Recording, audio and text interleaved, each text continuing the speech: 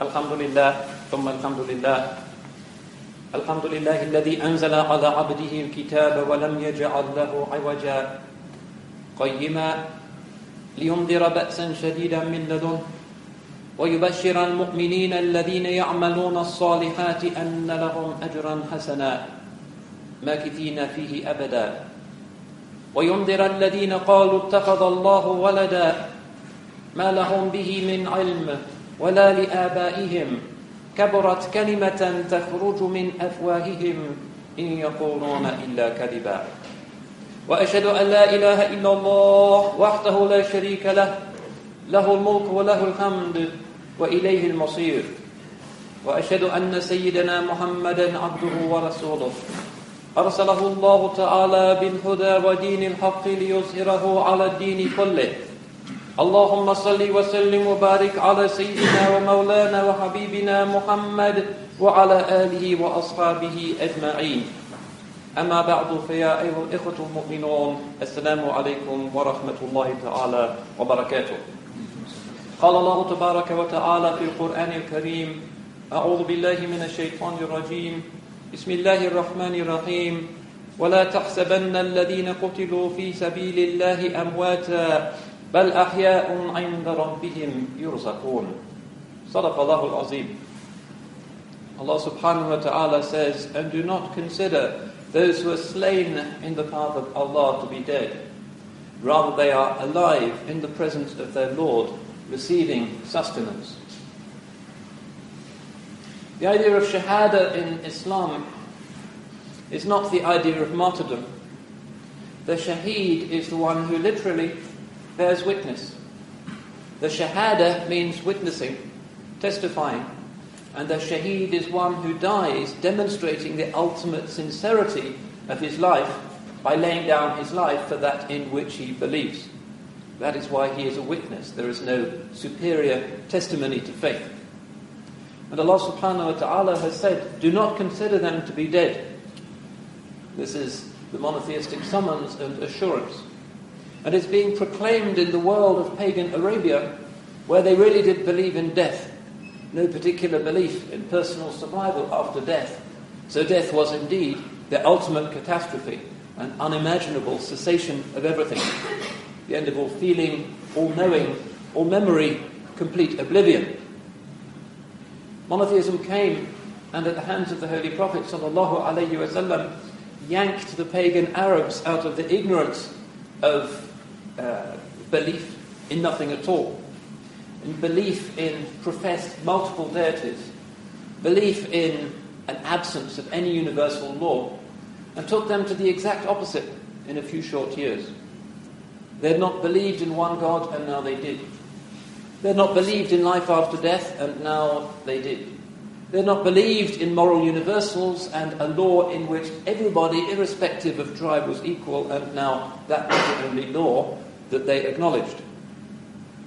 These are some of the miracles of the seerah of the Chosen One, sallallahu alayhi wa sallam. And his achievements under Allah are his true miracles.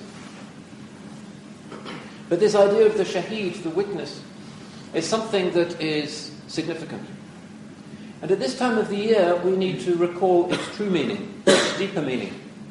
And we need to differentiate between the Jahili ethos that treats death as a cause of absolute lamentation and sorrow, the end of the line, the extinction of the human brain, and the true perspective of Tawheed, which acknowledges that the one who has died has simply gone on through a curtain into a world that is closer to Allah subhanahu wa ta'ala. This is the ultimate acid test of faith. And the Shaheed bears witness to that certainty because he is not afraid of what lies beyond death, because despite his knowledge of his own shortcomings, he knows that his Lord is Arhamar Rahimin, and he hopes that by this final act of witnessing, he will meet his Lord, who is manifested with that name, the most merciful of the merciful. We begin the new Hijri year with a kind of bittersweet commemoration. The month of Muharram is one of the sacred months. The sacred months, Al-Ashura al-Huram, are Dhul Qa'dah, Dhul Hijjah, Muharram and Rajab. Three come one after the other, and Rajab is on its own. ثلاثة صرب وشهر فرد, 3 consecutive and 1 solitary month. And these are months in which actions are magnified and in which the divine scrutiny becomes more absolute. So we know that fasting in the month of Muharram is a commendable practice. من صام يوما من المحرم فبكل يوم له 30 يوما in a hadith. Whoever fasts a day of Muharram, for each day he fasts, he will be given the reward of having fasted 30 days. The first 10 days of Muharram are a particularly important time to fast in the way of the Holy Prophet ﷺ. And the 10th of Muharram, a mysterious day, Ashura, is a day when it is a strongly affirmed sunnah that the Muslims should fast. He came to Medina ﷺ and he found the Jews fasting on this day. It's an ancient day. It's a monotheistic tradition to fast on this day of Ashura. And he said, why are they fasting this day? And they told him, هَذَا يَوْمٌ أَنْقَذَ اللَّهُ فِيهِ مُوسَى. This is the day on which Allah saved Musa, alayhi salam. It's the date of the Exodus. قَالْ نَحْنُ أَوْلَى بِمُوسَى مِنْهُمْ. He said, we have even more right to Musa than they. وَلَئِنْ بَقِيتُ إِلَى قَابِلْ لَأَصُومَنَّ التَّاسُعَةِ. And if I live to see another year, I shall fast on the 9th as well as the 10th of Muharram. And this becomes an important practice, a sunnah mu'akkada for the Muslims. And I believe that Ashura this year falls on the 5th of December, which is next Monday. Inshallah, we can all make the intention to fast on that day. A day which is at the beginning of our year, which is a day of new beginnings. The hijrah of the Bani Israel as they turned away from the idolatrous practices of the ancient Egyptians and moved towards the new horizon that Allah subhanahu wa ta'ala had offered them. But according to our historians, Ashura is also a day associated with other new beginnings. That seems to be what it means. According to many of our historians, such as Ibn Kathir, it was on the day of Ashura that Allah subhanahu wa ta'ala relented towards Adam and forgave him. فَتَلَقَّى آدَمُ مِنْ رَبِّهِ كَلِمَاتٍ فَتَابَ عَلَيْهِ. Allah received words from his Lord and he relented towards him. It's also narrated that this was the end of the Tufan, the end of the flood of Sayyidina Nuh alayhi salam. We're told that this is the day in which Sayyidina Sulaiman was crowned, the day in which Allah relented towards Sayyidina Dawood, the day in which Sayyidina Isa was born. Some of these are unverifiable ancient memories, but they're there in our historians. The point is, Ashura is about new beginnings. The new year is about a new beginning, but in a spiritual sense. Each of those events is opening up not some new political chapter, but some new spiritual chapter, turning away from the many and turning to the one, turning away from sin and turning towards obedience, turning away from the shadows and turning towards the light. This is what it means. Now, historically, the Muslims have always commemorated Ashura in many ways. And in the Ottoman Empire, for instance, it was an important day, and it still is in the Balkans and in Turkey, some parts of the old Ottoman provinces in the Arab world. Ashura is important. If you go to Istanbul at this time, the first 10 days of Muharram, they're reciting things after the azan from the minarets. Religious songs and recollections of Allah subhanahu wa ta'ala, ibtihal, dua, and many beautiful things. It was traditional to wear new clothes. It was traditional to go to the mosque, to visit the masajid on the day of Ashura. It was traditional also in the palace of the Khalifa to cook puddings that would be distributed to the poor. And sometimes rich families would cook the same pudding. And in fact, in Turkey nowadays, if you ask the average Turk in the street what the word Ashura means, he'll probably say it's the name of a pudding, because it's kind of something that everybody in Turkey is familiar with, Ashura pudding. It's simple, but the tradition is to give it out. It's a kind of expiation. You give something sweet in the hope of Allah's forgiveness at this time when we seek new beginnings. But the day of Ashura also, and this is something that really does bear reflection and contemplation, is of course something that is a recollection of probably the most tragic event in the history of the Ummah after the death of the Holy Prophet ﷺ, which is the maqtal, the death, the mashhad, the martyrdom of Sayyid al-Shuhada, Imam al-Hussein, radiallahu anhu. And here we need to pause. Why is it this point in the calendar that takes place? The 10th of Muharram, the year 61 of the Hijrah, this unimaginable catastrophe, the slaying at allegedly believing hands of the grandson of the Holy Prophet sallallahu alaihi wasallam, the one who had climbed onto the back of the Holy Prophet sallallahu alaihi wasallam when his grandfather was praying, the one who was so beloved to him, cut down on the field of Karbala. Why is this associated with the day of Ashura? The events are well known. After Sayyidina Ali karramallahu wajhah had experienced Shahada himself, the rule seemed to pass to Imam al-Hasan, who then abdicated after a public consultation, Ashura, in favour of Muawiyah ibn Abi Sufyan, on the understanding that Muawiyah and the new Bani Umayyah would not touch a hair of the head of the Ahlul Bayt of the Prophet sallallahu alaihi wasallam. And Imam al-Hasan was reconciled to this, and Muawiyah radiallahu anh rules for 20 years. And then he dies, and then a huge political problem arises, which is that his son, who is the son and heir in this new dynastic idea that is emerging, his son Yazid doesn't really seem big enough for the job. He's into bear baiting. He has pet monkeys with gold caps jumping around his palace. He's more interested in the vices of the palace than in the affairs of the Muslims. And this seems to be in a religion where the Amir, where the commander has to be an example to everybody of honour, of piety, of restraint, of public service, to be a catastrophe. Overwhelmingly, the Muslims, knowing the principle has to be the unity of the believers, make bay'ah and acknowledge the legitimacy of the succession of Yazid. But some hesitate. And one of those who hesitate was Imam al-Hussein, who is in Medina. Then he goes to Mecca, and then he's invited to Kufa by the people of Kufa, who are one of the few cities who believe that perhaps this new ruler should not be accepted, but that there should be some kind of, not battle, but strike, a conscientious objection, a boycotting of this new dynastic royal principle. And they promise him their support. But he goes out from the city of Kufa when he hears that Yazid's men are coming, and he asks those who had invited him, of the people of Kufa, to support him, and they decline. And they say, our hearts are with you, but our swords are against you. They're afraid of the Khalifa's reprisal. So he's there with only 72 of his followers and his womenfolk and his children on the dusty plain of Karbala. And you know the rest of the story, how the battle lasts for a day, and nobody is killed, and nobody is killed, and nobody is killed, because nobody dares to touch a hair on their heads, until finally a former Kharijite from Najd does the deed and cuts down the grandson of the Holy Prophet sallallahu alaihi wasallam and sends his head to Damascus. That's an unimaginable catastrophe. What Ashura is asking us to ponder is what we do about that. What should be the monotheistic cast of mind when we consider an apparently terminal disaster such as that? There are different responses. Of course, grief. Of course, sorrow. Of course, rejection.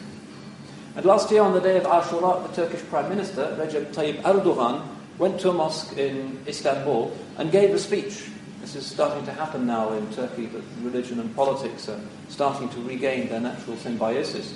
First Ashura speech that a Turkish head of state had given since the decline of the Khulafa. He gives a speech and he says, Karbala is a sign of unity. Because he's ruling Turkey, which is a diverse society. They have Sunnis, they have Shia, they have Kurds, they have all kinds of minorities. He says everybody agrees on the principle of Karbala, that is to say, nobody supports the killing of the grandson of the Holy Prophet sallallahu alaihi wasallam, and nobody takes the side of his killers. We are all united. Karbala as the symbol of Muslim unity. One of the things on which we are most emphatically united. It was a very beautiful speech, and you can see it on the internet in English translation. And if we look at the way in which in his city, Istanbul, he used to be mayor of Istanbul, Karbala is acknowledged. Not just the Ashura celebration, which is a broader thing which relates to the lives of the prophets of old. Karbala specifically, it's important. In the sacred calendar, of the city of Istanbul. So, for instance, one of the most beautiful things you can ever see is to go on the day of Ashura to a mosque in a district of Istanbul called Koca Mustafa Pasha. And the mosque is the Sunbul Sinan Jami. It's a Hanafi mosque. Between Zuhr and Asr, they have a special majlis, a special commemoration, which is hugely popular. Thousands and thousands of people block the streets and they have loudspeakers and everybody wishes to hear. And what do? It's all about Maqtali Imam al-Hussein. It's about the death, the martyrdom of Imam al-Hussein. Of course, a somber occasion. What they do is they recite marsiyas, and a marsiya is a lament, a traditional Turkish poem lamenting in sorrowful but restrained tones the demise of the grandson of the Prophet ﷺ. And there are ilahis, religious songs. And then there's a khatam. The Quran is read through, and the reward for that khatam, according to their belief, is given to the Shahada of Karbala. And then the Asr Azan is given, and that's the end of the Karbala commemoration, the marasim of Karbala. That is, it seems to me, how it should be done. And that's really the meaning of Ashura. Ashura is about monotheism turning the page, moving away from primitive emotion and pessimism about life after death to something that could not be more optimistic, which is to say, بَلْ أَحْيَاءٌ عِنْدَ رَبِّهِمْ يُرْزَقُونَ. They are alive in the presence of their Lord, receiving sustenance. To the extent that we believe in what Shahada represents, there is something within us that is glad.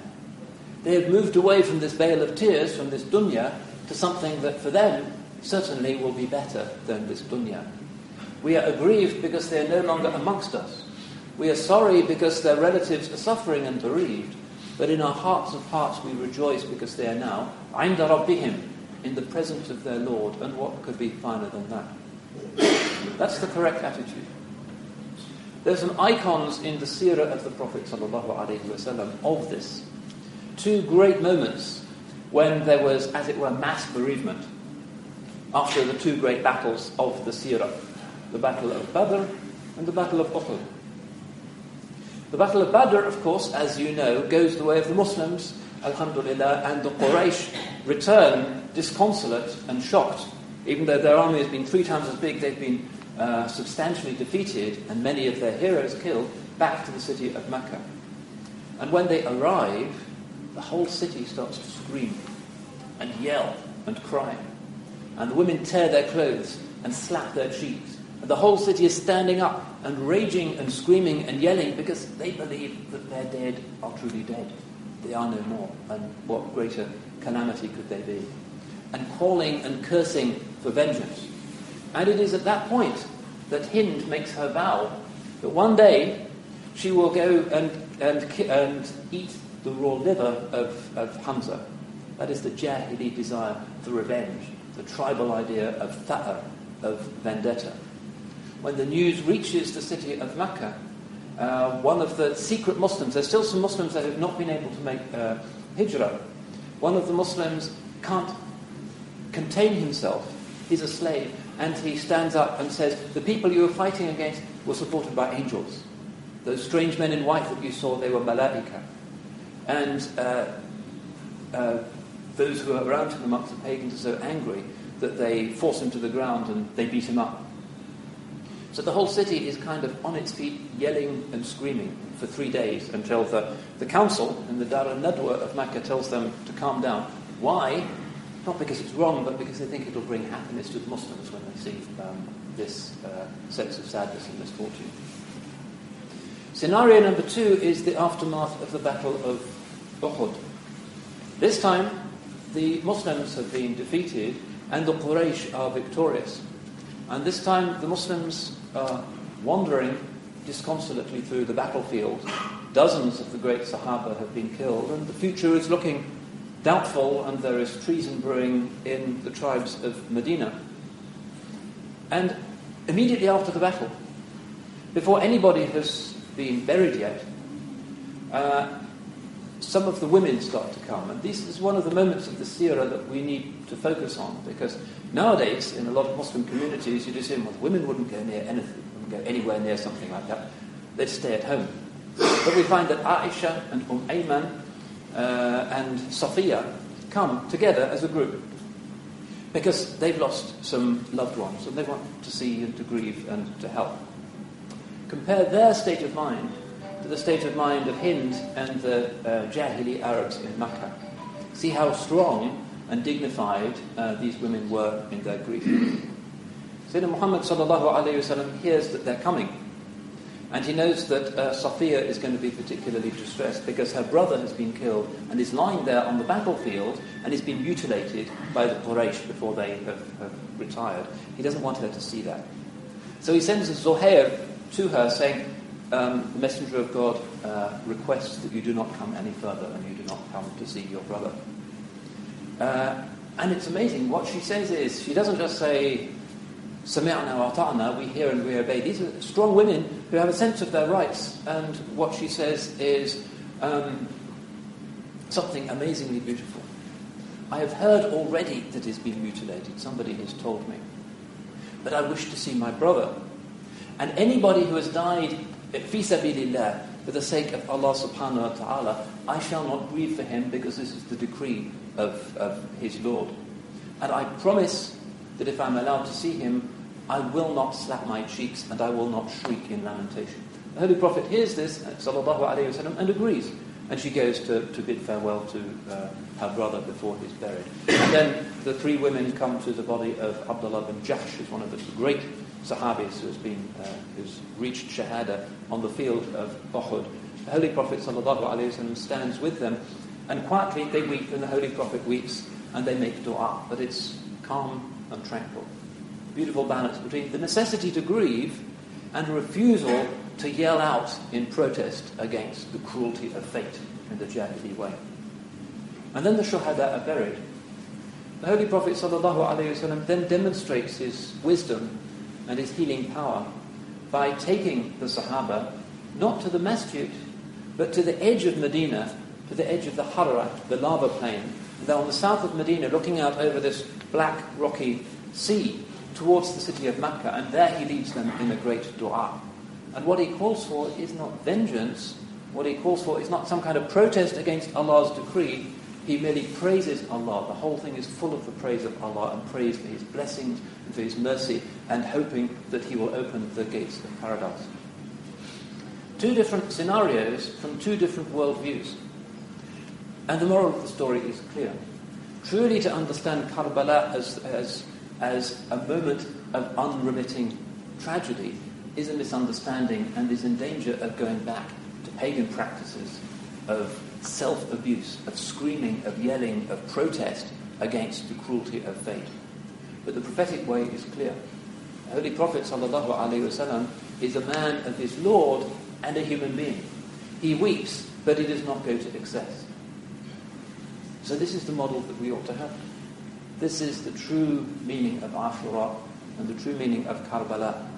And the differentiation between haqq and batil is the differentiation between those who grieve quietly and hope that Allah subhanahu wa ta'ala will open new horizons, and those who yell and scream and curse and carry grudges that go on until the end of time, which is not the way of Tawheed, because this is the religion of sabr. Allah subhanahu wa ta'ala, through this total doctrine of Tawheed, has allowed us to say, Inna lillah wa inna ilayhi raji'un. And I should have mentioned, this is what Sayyidah Safiya says when she sees the body of her brother on the battlefield of Uhud. Inna lillah wa inna ilayhi raji'un. We belong to Allah, and to Him we shall return. To the extent that we have faith in the reality after death, we will be able to deal with these things. To the extent that we are nervous, anxious, self-involved, we will start to panic. And this is one of the greatest gifts of faith, that it enables us to deal with the tragedies that inevitably come across all of us, any of us in our lives. أقول قولي هذا وأستغفر الله لي ولكم ولسائر المسلمين إنه هو الغفور الرحيم.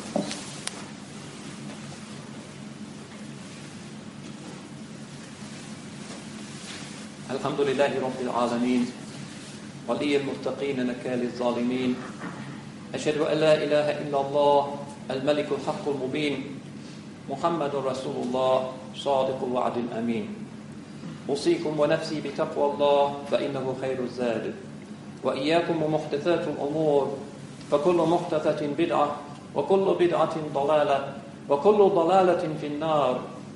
واعلموا أن الله قد أمركم بأمر عظيم، أمركم بالصلاة والسلام على خاتم الأنبياء والمرسلين، فقال جل ثناؤه: إن الله وملائكته يصلون على النبي يا أيها الذين آمنوا صلوا عليه وسلموا تسليما. اللهم صل على محمد وعلى آل محمد كما صليت على إبراهيم وعلى آل إبراهيم إنك حميد مجيد، وبارك على محمد وعلى آل محمد كما باركت على إبراهيم وعلى آل إبراهيم في العالمين إنك حميد مجيد. اللهم إنا نسألك رضاك والجنة، ونعوذ بك من سخطك والنار. يا عالم السر منا لا تهتك الستر عنا، وعافنا واعف عنا، وكلنا حيث كنا. يا ذا الجلال والإكرام أمتنا على دين الإسلام، يا ذا الجلال والإكرام أمتنا على دين الإسلام، يا ذا الجلال والإكرام أمتنا على دين الإسلام. ربنا آتنا في الدنيا حسنة وفي الآخرة حسنة وقنا عذاب النار، وأدخلنا الجنة مع الأبرار يا عزيز يا غفار. ربنا لا تزغ قلوبنا بعد إذ هديتنا، وهب لنا من لدنك رحمة إنك أنت الوهاب. ووفق اللهم ولاة أمور المسلمين إلى العمل بكتاب الله وسنة خاتم الأنبياء والمرسلين. عباد الله رحمكم الله، إن الله يأمر بالعدل والإحسان وإيتاء ذي القربى وينهى عن الفحشاء والمنكر والبغي، يعظكم لعلكم تذكرون. اذكروا الله العظيم يذكركم، وادعوه يستجب لكم، ولذكر الله أكبر، والله يعلم ما تصنعون. وأقم الصلاة.